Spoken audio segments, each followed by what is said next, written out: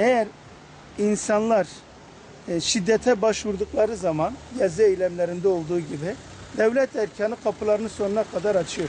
Gelin sizi dinleyelim, ne müradınız var, ne işiniz var görelim diyorlar. Ama bu halk edepli, saygılı, yöneticilere, halka, kamu malına zarar vermiyor diye kapıdan kovuyorlar. Yani ben o sitedekilerle konuştum. Dediler ki biz gittiğimizde bizi belediye başkan yardımcıları, belediye başkanı kovuyor. Yani muhatap almıyorlar.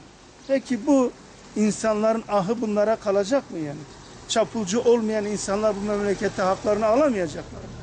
Bu büyük bir zulümdür ve bu sahipsiz halkın da bir sahibi vardır. İnşallah temenni etmiyorum yani o sahibinin gazaba gelmesinden ve böyle çapulcular vasıtasıyla hükümeti yıkmasına mahal vereceğinden korkuyorum, endişe ediyorum.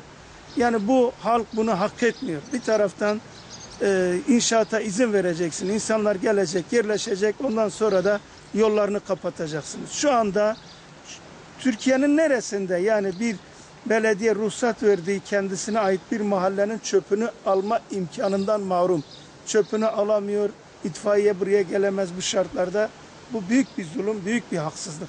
مرة برخوشة مهم معلومتين روجية أم تجيب يعني ذورة دوش من أم ذورة ده قل ورفيبن ميجي فعم ناقر بوق وفي شانتيا فري حرام باتوني بوق وشبويسة وداره عرض برفاز ده ريش قال جربو سبب شبويسة برا قاپامیش girin. Genellikle fazla çalışmıştı ve güvenin bırakı khayı bir bu şekil keyfe bir avaya koyunaba.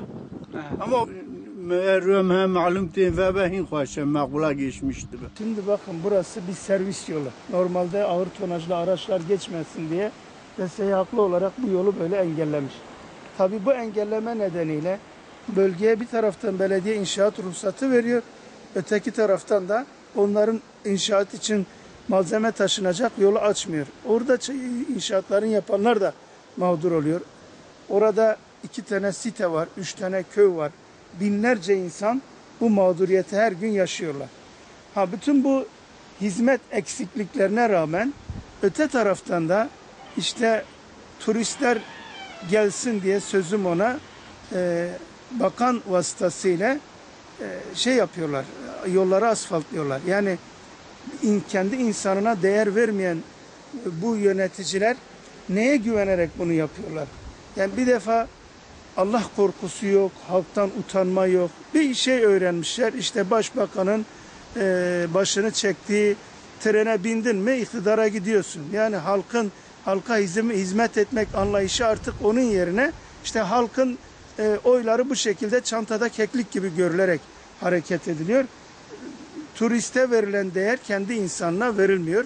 Daha önce de o yolun asfaltlanması, o stabilize bir yoldu. Yine Germuş Kilisesi sayesinde olmuştu.